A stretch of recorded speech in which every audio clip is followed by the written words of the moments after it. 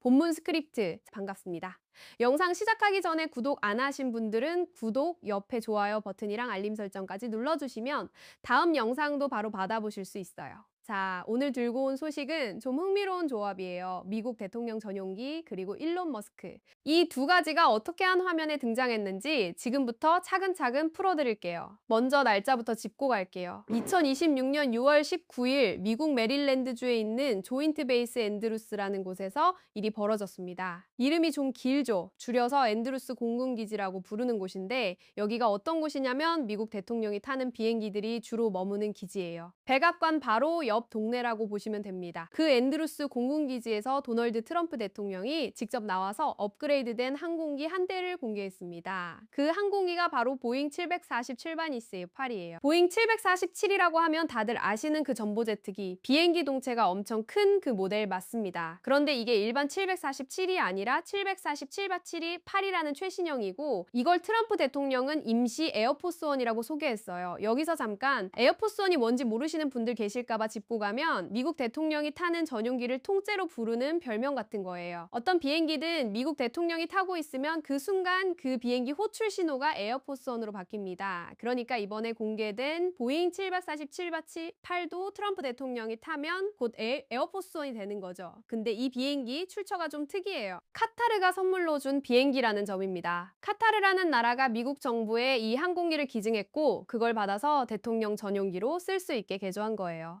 그러니까 원래 카타르 쪽에서 쓰던 비행기를 미국식으로 그리고 대통령 경호와 통신 수준에 맞게 뜯어고친 셈이죠. 이 비행기 가치가 얼마나 되는지도 원문에 나와 있는데요. 약 4억 달러로 평가됩니다. 한국 돈으로 환산하면 어마어마한 금액이죠. 4억 달러짜리 항공기를 외국 정부로부터 선물 받아서 그걸 다시 손봐서 대통령 전용기로 쓴다는 거니까 규모 자체가 일단 보통 사람 기준으로는 상상하기 힘든 액수입니다. 그럼 이 비행기가 왜 지금 등장했는지도 궁금하실 텐데요. 원문에서는 이 보잉 747발이 일종의 다리 역할, 브리지 역할을 한다고 설명합니다. 무슨 다리냐면 원래 미국 정부가 준비 중인 차세대 대통령 전용기가 있어요. 그게 VC-25B라는 모델인데 이게 보잉에서 새로 만들고 있는 정식 후속 기종입니다. 그런데 이 VC-25B 인도가 계속 지연되고 있는 상황이에요. 그러니까 새 비행기는 아직 준비가 안 됐고 기존에 쓰던 비행기는 노후화되고 있고 그 사이에 공백을 메우기 위해서 카타르가 선물한 이 보잉 747반인 8을 임시로 쓰는 겁니다.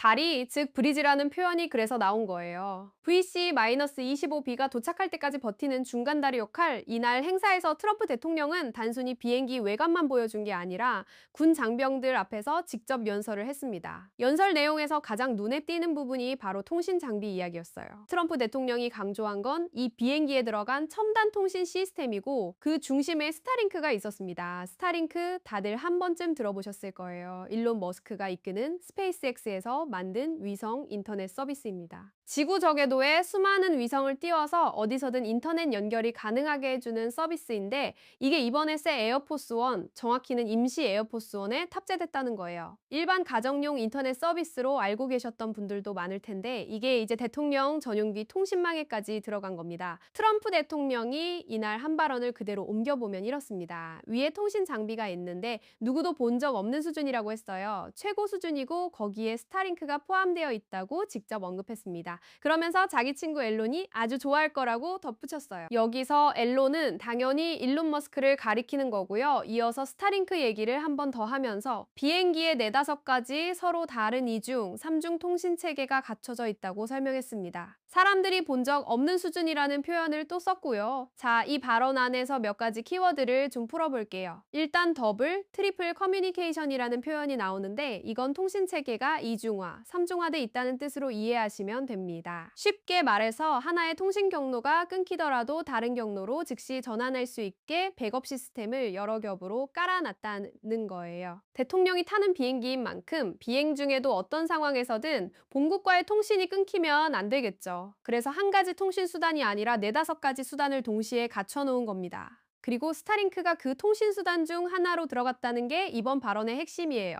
트럼프 대통령은 이걸 단순히 기술 사양으로만 설명한 게 아니라 일론 머스크 개인을 직접 호명하면서 친근하게 표현했습니다. 친구 앨런이 좋아할 거라는 말, 이게 단순한 인사치레로 들릴 수도 있지만 동시에 두 사람의 관계, 그리고 머스크의 기술이 국가 최고 수준의 통신망에 들어갔다는 상징적인 의미도 함께 담고 있는 발언이라고 볼 수 있어요. 트럼프 대통령은 이날 비행기의 화려함도 함께 부각했습니다. 통신 기술뿐만 아니라 럭셔리한 내부 시설들도 강조하면서 장병들 앞에서 연설을 이어갔는데요. 결국 이날 행사의 메시지는 크게 두 가지였던 거죠. 하나는 이 비행기가 얼마나 고급스러운가, 그리고 다른 하나는 이 비행기에 들어간 기술이 얼마나 최신이고 강력한가, 이 두 가지를 동시에 자랑하는 자리였다고 보시면 됩니다. 다시 한번 정리해보면 날짜는 2026년 6월 19일, 장소는 조인트 베이스 앤드루스, 공개된 항공기는 보잉 7박 47바이, 출처는 카타르의 선물, 가치는 약 4억 달러,